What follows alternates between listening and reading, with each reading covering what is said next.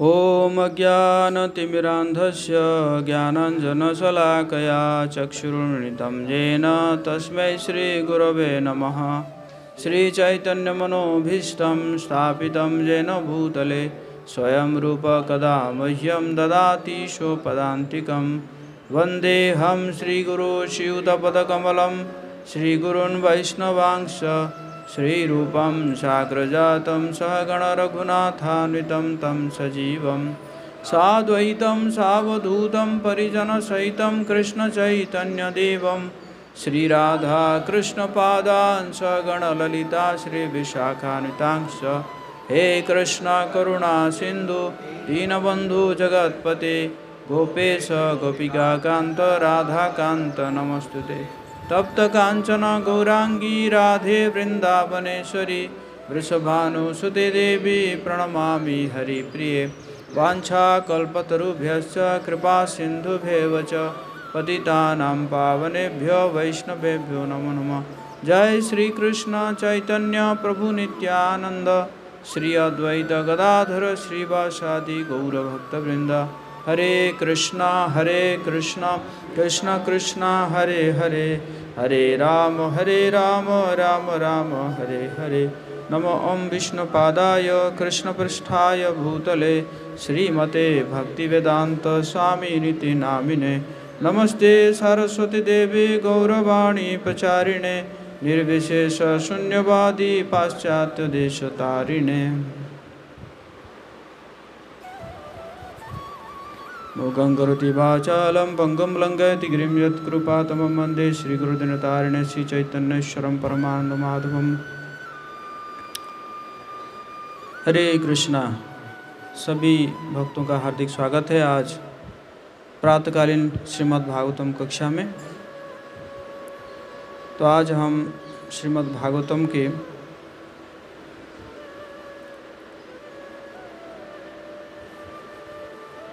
पहला स्कंद का 15 नंबर अध्याय का 31 नंबर श्लोक चर्चा करेंगे। तो श्लोक इस प्रकार है। विशोको ब्रह्म संपत्त्या संचिन्ना द्वैत संशयः लीन प्रकृति नैर्गुण्या आलिंगत्वाद् असंभवः। विशोको ब्रह्म संपत्त्या संचिन्न द्वैत संशयः लीन प्रकृति नैर्गुण्या अलिंगत्वाद् असंभवः। विशोको ब्रह्म संपत्त्या संचिन्न द्वैत संशयः लीन प्रकृति नैर्गुण्यात् अलिंगत्वाद् असंभवः। आप में से कोई पढ़ना चाहे तो पढ़ सकते हैं। विशोको ब्रह्म संपत्त्या संचिन्ना द्वैत संशयः लीन प्रकृति नैर्गुण्यात् अलिंगत्वात् असंभवः। और कोई? विशोको ब्रह्म संपत्त्या संचिन्ना द्वैत संशयः लीन प्रकृति नैर्गुण्यात् अलिंगत्वाद् असंभवः।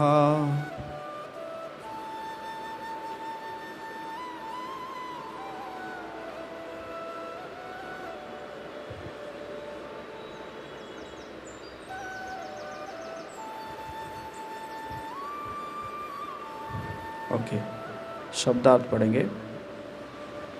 विशोकः, शोक से रहित, ब्रह्म संपत्त्या, आध्यात्मिक संपत्ति के अधिकारी होने से, संचिन्न, पूर्ण रूप से कटकर, द्वैत संशयः, द्वैत के संशय से, लीन, संलग्न, प्रकृति, भौतिक प्रकृति, नैर्गुण्यात्, आध्यात्म में रहने से,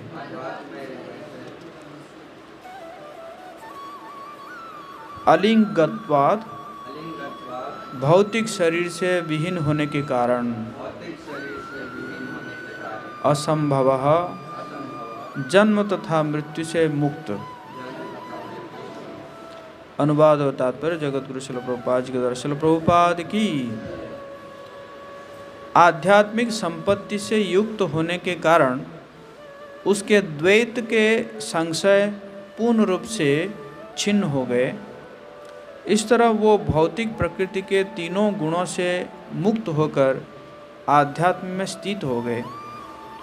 अब जन्म तथा मृत्यु के पास में उनके फंसने की कोई आशंका न थी, क्योंकि वो भौतिक रूप से मुक्त हो चुके थे। प्रसंग इस प्रकार चल रहा है कि भगवान इस संसार से अप्रकट हो चुके हैं और अर्जुन द्वारका से हस्तिनापुर आए हैं। और हस्तिनापुर जब आए हैं तो जब युधिष्ठिर महाराज पूछ रहे हैं कि द्वारका का क्या हालचाल है, तो अर्जुन क्योंकि भगवान जी को के विरह में, भगवान जी को क्योंकि वो मिस कर रहे हैं, भगवान इस संसार से अप्रकट हो चुके हैं, तो उसके कारण अर्जुन तो पहले कुछ बोल ही नहीं पा रहे हैं। और उसके बाद फिर भगवान जी का हर एक कृपा को वो याद कर रहे हैं, कैसे कैसे उन्होंने कृपा किए। तो ये जो आज जो श्लोक है 31 नंबर श्लोक है, तो इसका जो सेक्शन है पहला 1 नंबर से 6 नंबर श्लोक तक अर्जुन बहुत ही विरह महसूस कर रहे हैं। इसका इको कम कर सकते हैं क्या? और 7 नंबर से 17 श्लोक तक अर्जुन भगवान की कृपा को स्मरण कर रहे हैं। और 18 से 23 तक अर्जुन जो है वो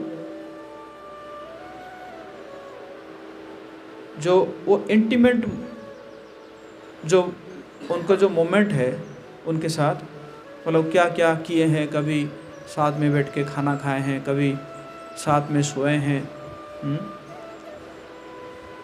तो ये सब को याद कर रहे हैं। और जो 24 नंबर से 31 नंबर श्लोक तक अर्जुन क्या कर रहे हैं कि भगवान के जो दिव्य उपदेश है वो उस उपदेश को ऊपर वो क्या कर रहे हैं, फोकस कर रहे हैं।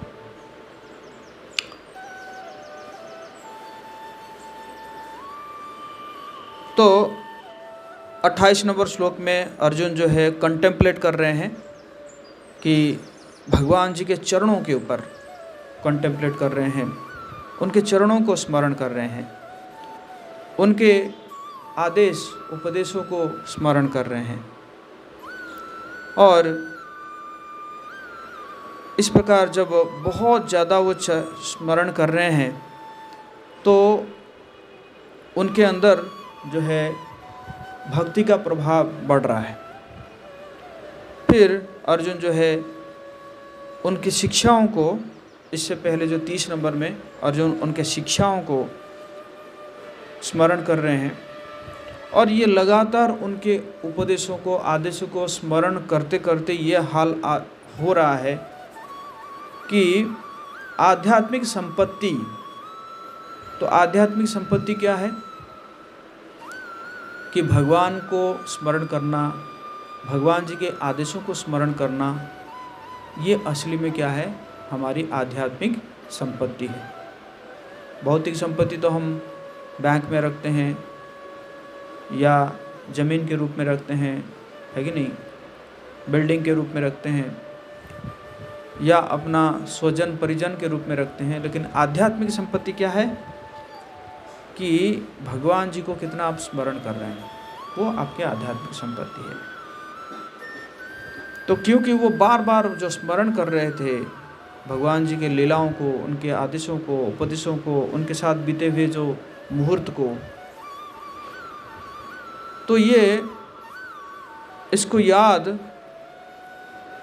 करते करते क्या हो गए वो कि उनके द्वैत के संशय पूर्ण रूप से छिन्न हो गए। ये संसार जो है, इस संसार में डुअलिटी है। इस संसार में सुख है तो दुख है कि नहीं, अभाव है तो स्वभाव है। मतलब यहाँ पे दो चीज़ आपको मिलेगा, कभी ये मिलेगा तो कभी वो मिलेगा, है कि नहीं। कभी प्रेम मिलेगा तो धोखा भी मिलेगा। इस संसार में द्वैत इसलिए कहा जाता है, जो कि आध्यात्मिक जगत में द्वैत नहीं है। आध्यात्मिक जगत में सुख ही सुख है, वहाँ पे दुख का प्रश्न ही नहीं है। आध्यात्मिक जगत में कोई अगर दुखी होने की प्रयास भी करेगा भी हो नहीं पाएगा। वो इस प्रकार है, अगर सूर्य अगर कहते हैं कि मुझे थोड़ा अंधेरा देखना है, क्या संभव है? नहीं संभव है ना। सूर्य अंधेरा को नहीं देख सकते। तो उसी प्रकार आध्यात्मिक जगत में कोई अगर दुख होना चाहेगा भी वो हो नहीं सकता।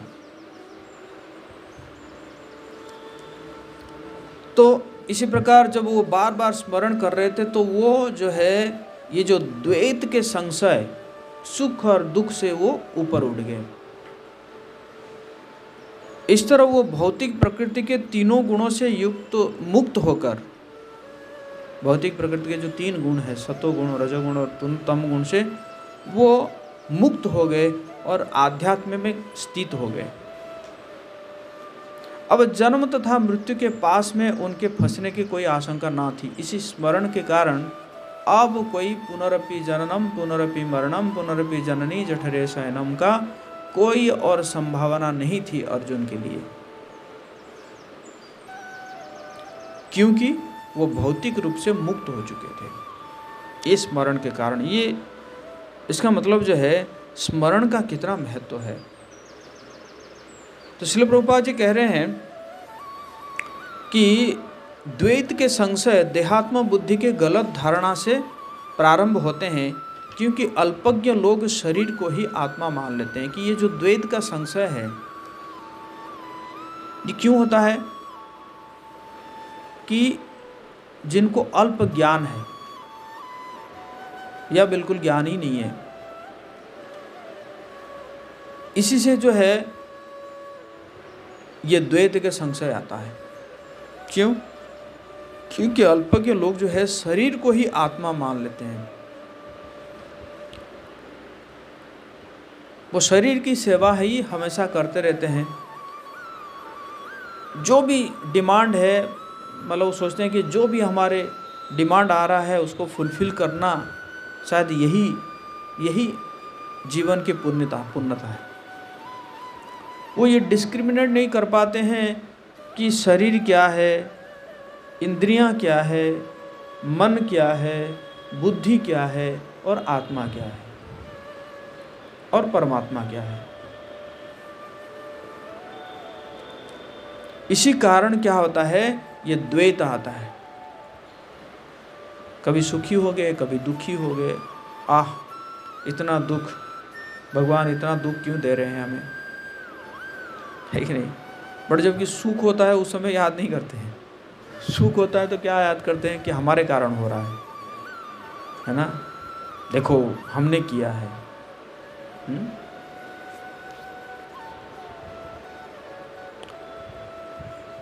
इसीलिए भगवान जो है कहते हैं कि ये जो फल है ये फलों से आसक्त नहीं होना चाहिए, फलों से आसक्त नहीं होना चाहिए। कर्म करने का तुम्हारा अधिकार है, लेकिन फलों का जो फल है वो फलों से आसक्त आप नहीं रह सकते। फल का अधिकारी तुम नहीं हो। लेकिन इस कोट को जो है लोग बहुत मिसकोट करते हैं। लोग कहते हैं भगवान ने कहा है कि कर्म करो, फल की इच्छा मत करो।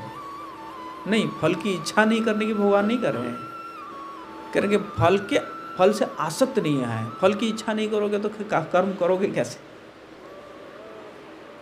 है कि नहीं? अगर फल की इच्छा नहीं होगी तो कर्म करोगे ही नहीं आप तो। बल्कि फलों से आसक्त नहीं होना है।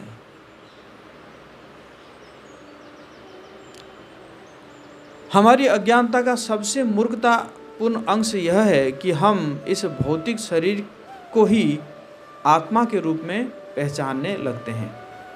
अज्ञानवश शरीर से संबंध प्रत्येक वस्तु को अपनी निजी मान लिया जाता है। मैं और मेरा के भ्रांत धारणा से उत्पन्न संशय, दूसरे शब्दों में मेरा शरीर, मेरे संबंधी, मेरी संपत्ति, मेरी पत्नी, मेरी संतान, मेरा धन, मेरा देश, मेरा समाज तथा इसी प्रकार के सैकड़ों हजारों भ्रामक विचार बद्ध जीव के लिए मोह उत्पन्न करने वाले होते हैं। मेरा मेरा मेरा, इसी से क्या होता है? मोह उत्पन्न होता है। किंतु भगवत गीता के उपदेशों को आत्मसात करने से मनुष्य निश्चित रूप से ऐसे मोह से छुटकारा पा सकता है। क्योंकि वास्तविक ज्ञान यह जान लेना है कि भगवान वासुदेव या भगवान कृष्ण ही सब कुछ है, जिसमें अपना आत्मा भी सम्मिलित है। अगर भगवत गीता के उपदेशों को कोई आत्मसात करता है तो फिर वो क्या हो जाता है? ये मैं और मेरा से वो मुक्त हो जाता है। क्यों? क्योंकि वो जान जाता है कि वासुदेव सर्वमिति स महात्मा सुदुर्लभ। ये वासुदेव कृष्ण ही सभी कारणों का कारण है, चाहे सुख हो या दुख हो, है कि नहीं? तो फिर वो उस मोह से है ना पार हो सकता है। इसी प्रकार अर्जुन को भी मोह आया था। वो भी सोच रहे थे क्या, मेरे गुरु, मेरे स्वजन परिजन, मेरे मित्र। लेकिन जैसे ही भगवान ने भगवद गीता का ज्ञान दिए तो फिर वो है ना नष्ट मोह स्मृति लब्धा। फिर क्या हो गया? बोले कि मेरा मोह जो है वो क्या हो गया है? नष्ट हो गया है। अब आप जैसे करेंगे, कहेंगे मैं ऐसे करूँगा।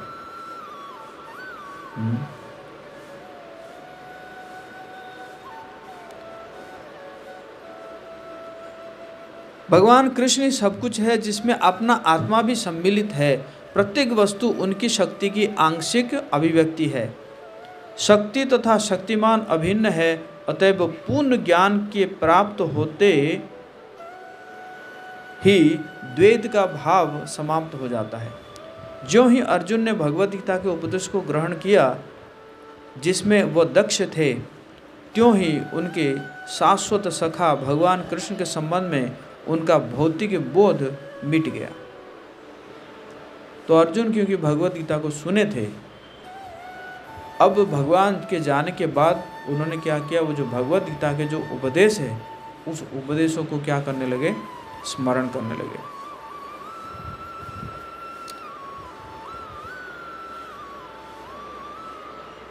उनसे यह अनुभव हुआ कि भगवान अपने उपदेशों के द्वारा अपने रूप, लीलाओं, गुणों इत्यादि के द्वारा अब भी उनके समक्ष उपस्थित है। पहले तो बड़े दुखी हो गए थे, लेकिन जैसे जैसे उन्होंने भगवान के उपदेशों को स्मरण किया, फिर उनको लगा नहीं, वो तो मेरे साथ ही है। शुरू में भगवान के जो रूप है, उस रूप को वो मिस कर रहे थे, विरह महसूस कर रहे थे, चाहे सोच रहे थे कि वो तो छोड़ के मुझे चले गए। लेकिन जैसे उन्होंने भगवान के उपदेशों को स्मरण किया, तो फिर उनको ये फीलिंग्स होने लगा, नहीं, भगवान तो मेरे साथ ही है। वाणी के माध्यम से, वाणी रूप में भगवान मेरे साथ में है। वो अनुभव कर सके कि उनके मित्र भगवान कृष्ण विभिन्न अद्वैत शक्तियों में अपने दिव्य उपस्थिति के कारण अब भी उनके समक्ष उपस्थित थे, और देश काल के प्रभाव के अंतर्गत शरीर के अन्य परिवर्तन के द्वारा भगवान की संगति को प्राप्त करने का प्रश्न ही नहीं था। परम ज्ञान प्राप्त करके मनुष्य इसी जीवन में भगवान की निरंतर संगति में रह सकता है, यदि वो केवल परमेश्वर का श्रवण, कीर्तन, चिंतन, पूजन करे। तो प्रभुपाद जी कह रहे हैं कि अगर एक व्यक्ति, उसको परम ज्ञान हो जाता है और वो फिर क्या करने लगता है, श्रवण, अर्थात भगवान के बारे में, भगवान की लीलाओं के बारे में वो क्या करने लगता है, श्रवण करने लगता है। फिर श्रवण करेगा तो कीर्तन होगा। जो जितना सुनेगा, जितना अंदर जाएगा, उतना ही बाहर आएगा, है कि नहीं। कानों से, जबकि कानों से जो है, भगवान ने हमें 2 कान दिए हैं, मुंह एक दिए हैं। इसका मतलब क्या है, ज़्यादा सुनना चाहिए, है कि नहीं। तो अगर आप 100% सुनोगे तो 50% बाहर आएगा, है कि नहीं। तो इसको बोलते हैं कीर्तन, श्रवण देन कीर्तन। कीर्तन का मतलब है भगवान की कीर्ति का गान। तो फिर कीर्तन करोगे, फिर कीर्तन करोगे तो चिंतन होगा, है कि नहीं। चिंतन होगा, फिर पूजन करोगे भगवान की, है ना, जो सच्चिदानंद स्वरूप है, विग्रह है, उस विग्रह की आप पूजन करोगे।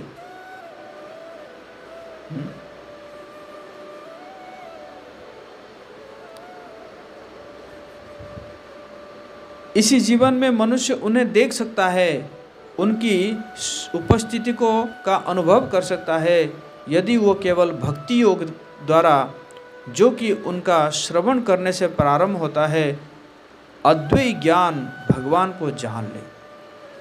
तो इसी जीवन में भी मनुष्य उनको देख सकता है, कैसे, श्रवण के माध्यम से। श्रवण के माध्यम से उनको अनुभव कर सकता है। और प्रभुपाद जी कह रहे हैं भक्ति योग तो शुरू होता है श्रवण से, है कि नहीं। वो किसी न किसी भक्त से मिलता है, और भक्त जो है उसको क्या करते हैं, उसको कुछ ना कुछ देते हैं, कहते हैं कि माला करो,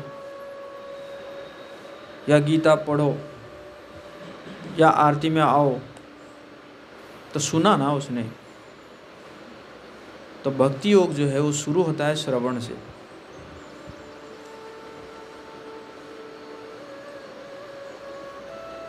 और प्रारंभ होता है, और अद्वैत ज्ञान भगवान को जान ले। भगवान चैतन्य महाप्रभु कहते हैं कि केवल भगवान नाम का कीर्तन से ही शुद्ध चेतना के दर्पण के धूल को हटाया जा सकता है, और इस धूल के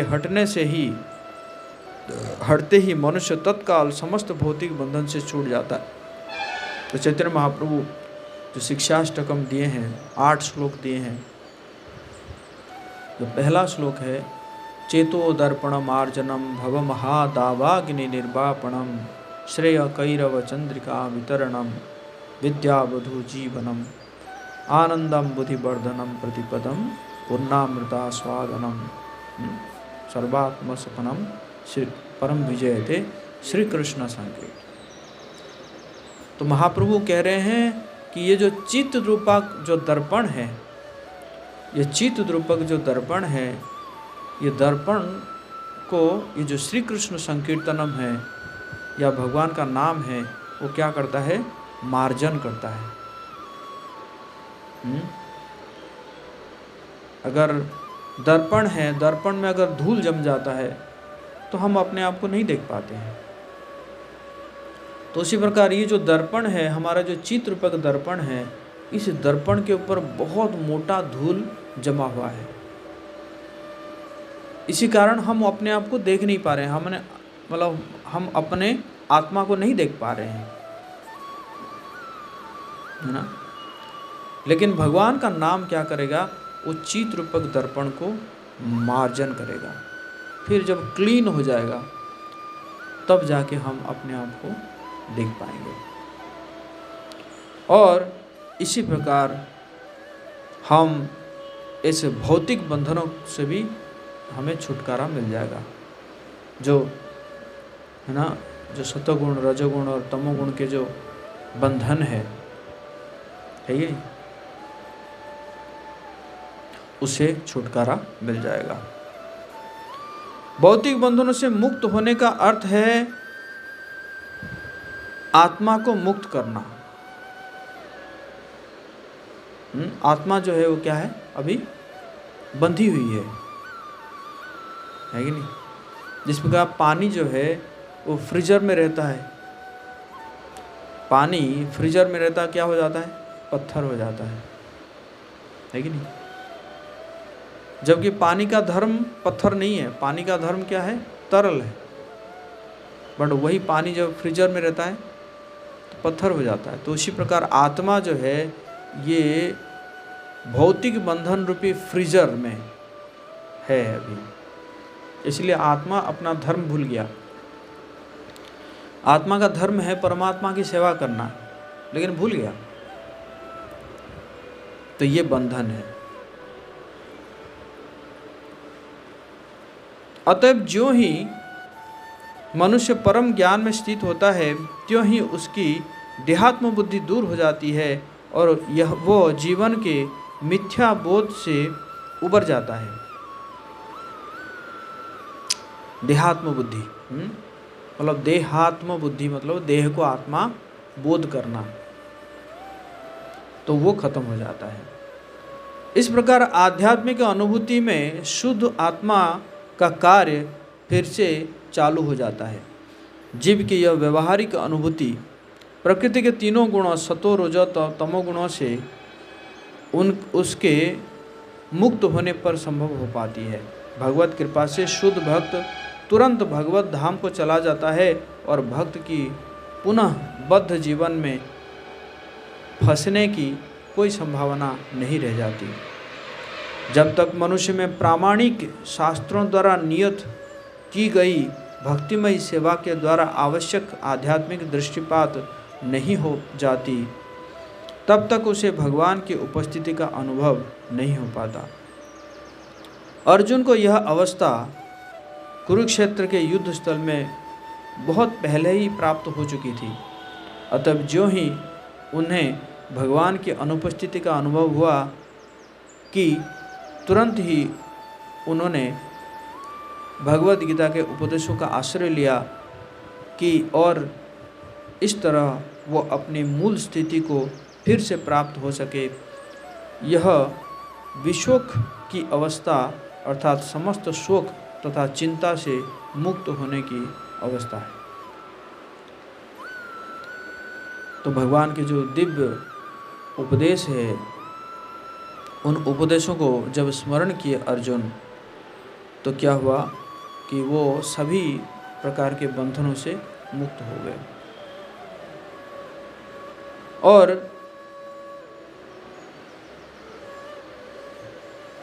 फिर अपनी मूल स्थिति को फिर से वो प्राप्त हो सके। मूल स्थिति मतलब जीवेर स्वरूप है नित्य कृष्ण दास। जीव का स्वरूप है वो कृष्ण का नित्य दास है।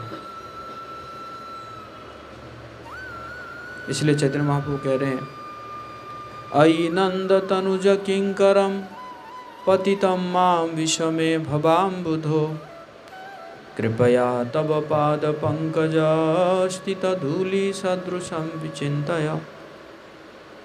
अयि नंद तनुज किंकरम, हे नंद तनुज, नंद तनुज मतलब कृष्ण, किंकरम मैं तो आपका नित्य दास हूँ। नित्य दास, किंकर मतलब दास, मैं तो आपका नित्य दास हूँ। लेकिन किसी ना किसी कारणवश मैं ये जो भौतिक संसार में गिर गया हूँ।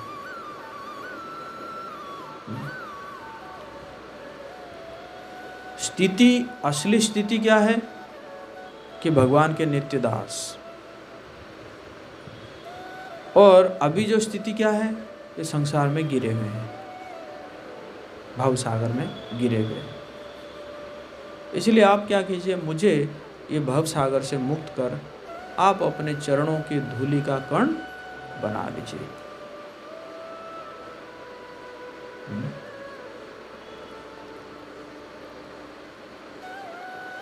तो इसी को क्या कह रहे हैं, विशोक की अवस्था। विशोक, विशोक का मतलब क्या है, समस्त शोकों तथा चिंता से मुक्त होने की अवस्था है। कोई और शोक नहीं है, कोई और चिंता नहीं है, है नहीं। इस संसार में चिंता लगी रहती है हमेशा। पारिवारिक चिंता है कि नहीं, बच्चे कैसे बड़े होंगे, बड़े हो गए तो कैसे नौकरी लगेगी, है कि नहीं, नौकरी लग गई तो कैसे शादी ब्याह कैसे होगी, है ना।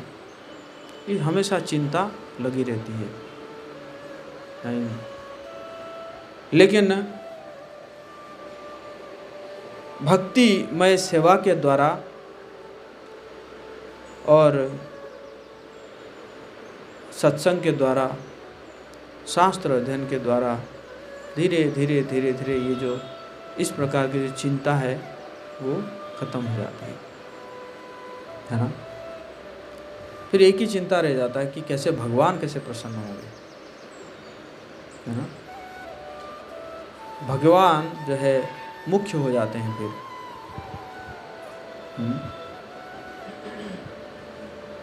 क्योंकि सभी के हैं, वासुदेव सर्वमिति स महात्मा सुदुर्लभ। वासुदेव ही सर्वमिति है, सभी कारणों का कारण तो वही है।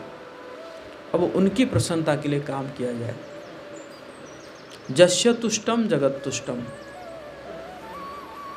अगर वो प्रसन्न हो जाते हैं तो अपने आप ही सभी क्या है, सभी प्रसन्न हो जाएंगे, है कि नहीं। तो मुख्य रूप से हम इस श्लोक में देखते हैं, जैसे अर्जुन की स्थिति है वैसे ही हमारी स्थिति भी है कि अर्जुन भी जो है जैसे भगवान जी को मिस कर रहे हैं, भगवान जी के अप्रकट होने के बाद, है ना।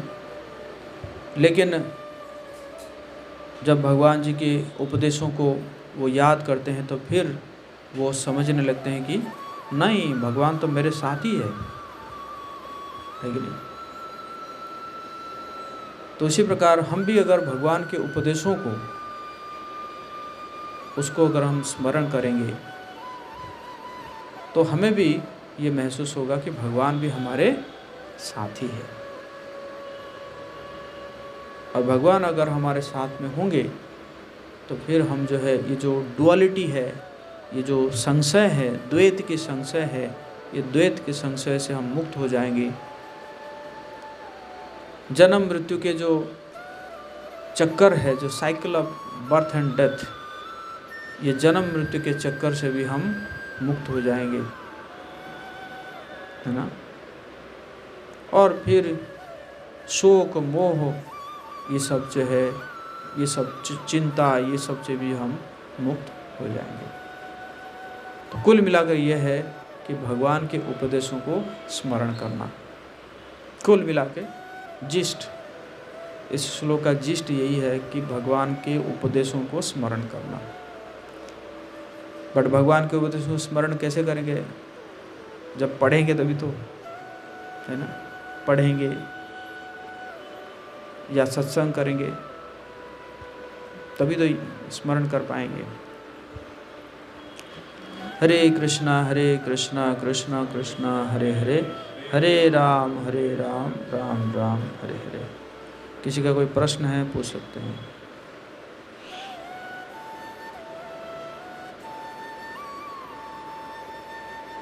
ऑनलाइन किसी का प्रश्न है तो आप लोग हैंड रेज कर सकते हैं, नहीं तो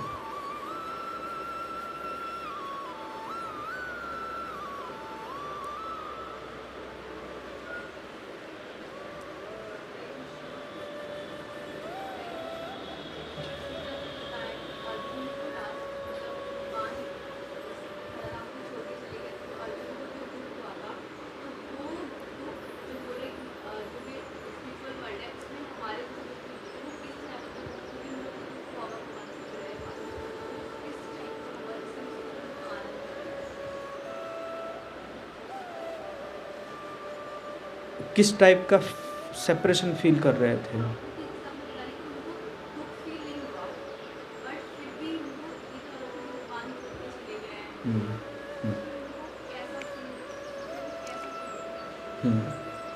एक्चुअली भगवान जो है, भगवान किसी भी रूप में आपके साथ रह सकते हैं। फॉर एग्जाम्पल गोपियाँ जब भगवान छोड़ के आ गए, वृंदावन से जो है मथुरा आ गए, बाद में द्वारका हुआ, तो वो लोग भगवान को भी महसूस करते थे। वो था किस रूप में? विरह के रूप में। भगवान जो है ना किसी भी रूप में आपके साथ रह सकते हैं। तो भगवान लेकिन भगवान ने खुद कहे थे कि मैं वृंदावन छोड़ के कभी नहीं जाऊंगा। तो फिर भगवान तो आ गए, तो कौन था वहाँ पे? तो भगवान थे विरह के रूप में, जिसके कारण आप देखो, जो वृंदावन से मथुरा या द्वारका कितना दूर है, क्या जा नहीं पाते थे? अगर इतना फील कर रहे हैं तो जा भी सकते थे। कोई रोका था उनको जाने के लिए? अभी भी अगर आप किसी को मिस करेंगे तो आप चले जाएंगे उसके पास। बट इतना दिनों तक, लगभग 100 साल तक वो लोग नहीं आए। क्यों? क्योंकि वो जो फीलिंग कर रहे हैं, जो विरह का महसूस कर रहे हैं, उस पे भी उनका उपस्थिति को महसूस कर रहे हैं। तो भगवान, जैसे भगवान जो है द्रौपदी महारानी के पास वस्त्र के रूप में आ गए, वस्त्रावतार हो गया भगवान जी का, ठीक है नहीं? वस्त्र के अवतार आ गए। तो उसी प्रकार भगवान विरह के रूप में भी आपके साथ रह सकते हैं। तो उसी प्रकार जो गोपियाँ थी, या राधा रानी थी, या नंद बाबा थे, या यशोदा माता थी, उन सब के पास भगवान उपस्थित थे किस रूप में? विरह के रूप में उपस्थित थे। उसी प्रकार अर्जुन जो अभी जो फील कर रहे हैं, तो वो भी वही विरह के रूप में भगवान उपस्थित है, और साथ साथ उपदेशों के रूप में भगवान उपस्थित है।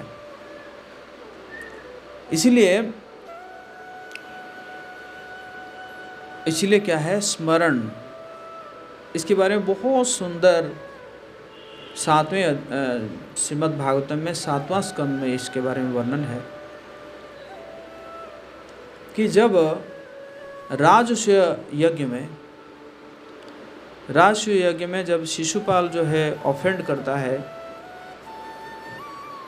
तो फिर भगवान अपना सुदर्शन चक्र चला के उसको मार देते हैं।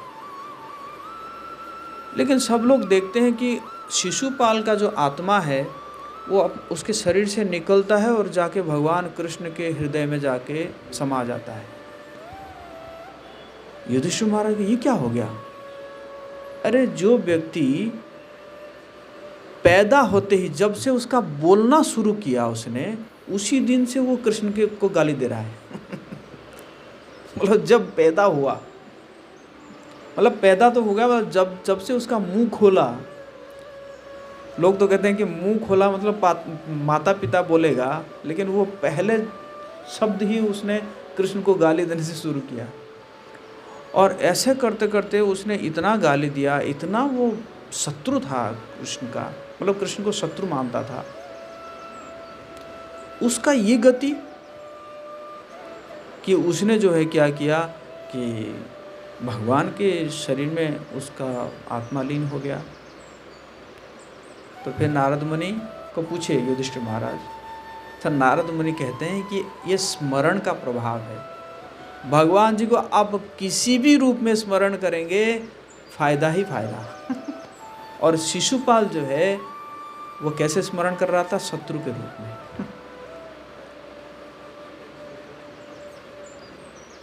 क्योंकि भगवान क्या है, ये शत्रुता मित्रता इस सब से वो ऊपर है,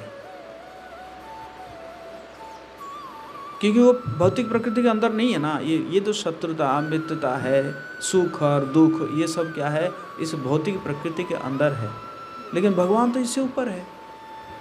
तो भगवान जी को कोई भी किसी प्रकार भी स्मरण करेगा, उसका फायदा होगा ही होगा। चाहे शत्रु रूप में करे, चाहे मित्र रूप में करे, चाहे सखा रूप में करे, चाहे प्रेमी रूप में करे, किसी भी रूप में करे।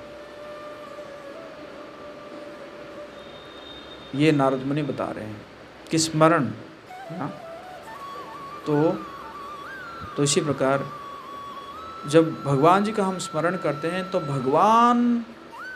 भगवान जी और भगवान जी का जो स्मरण हो वो दोनों अलग नहीं है। हम स्मरण कर रहे हैं, इसका मतलब भगवान इज प्रेजेंट देयर, भगवान वहाँ पे प्रेजेंट है। चाहे हम नाम के रूप में स्मरण करें, चाहे हम उनके उपदेशों का स्मरण करें, उनके लीलाओं का स्मरण करें, किसी भी रूप में उनके रूपों का स्मरण करें, तो भगवान इस मतलब उस समय प्रेजेंट रहते हैं,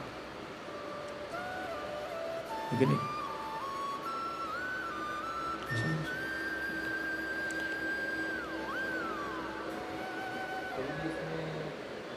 अर्जुन जो दुख फील कर रहा है और संसार में लोग दुख फील करते हैं, तो ये दोनों को कैसे अंतर होता है? दुख तो है ही है। संसार के जो दुख है, उस दुख में हताशा है, होपलेस।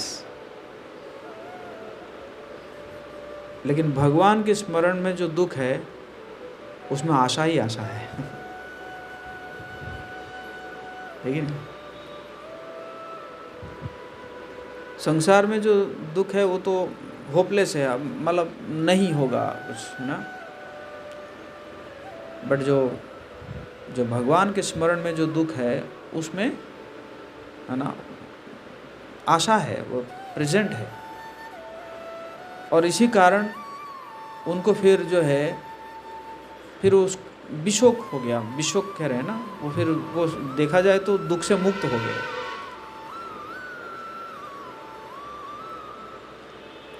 है कि नहीं?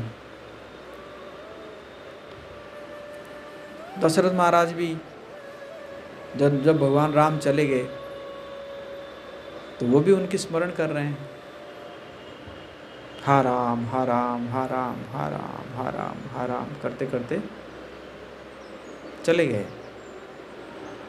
और वही जीवन का लक्ष्य होता है। वही तो जीवन का लक्ष्य है।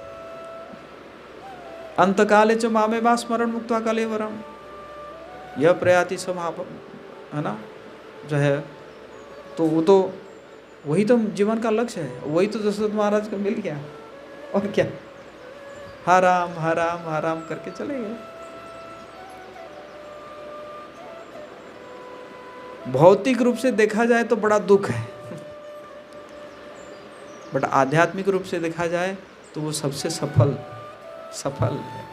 तो और कोई अगर पुत्र मोह में अगर इस तरह से मर जाता है, पुत्र का नाम लेते हुए, तो उसको वो गति नहीं मिलेगा, लेकिन वो चूंकि भगवान भगवान पुत्र थे, है कि नहीं?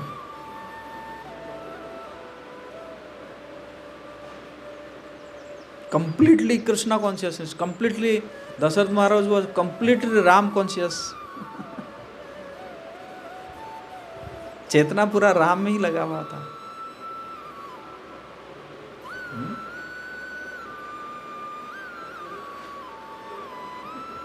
यम यम बापि स्मरण भावम त्यजत्यन्ते कलेवरम, है कि नहीं?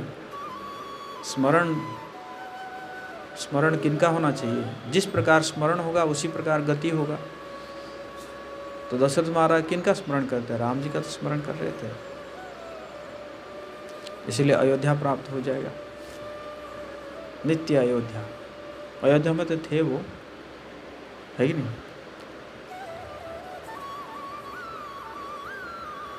ओके।